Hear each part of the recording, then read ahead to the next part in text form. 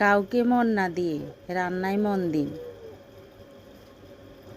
কারণ রান্নাটা একটা আর্ট। আপনি যদি মনোযোগ সহকারে রান্না করেন,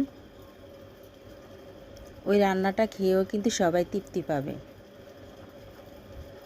আর অন্য কাউকে যদি মন দিতে যান, তাহলে লাভ তো হবেই না, তার চেয়ে বরং ক্ষতি হবে।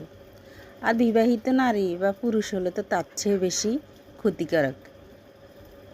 এই জন্য বলছি, অন্য কাউকে মন না দিয়ে রান্নায় মন দিন।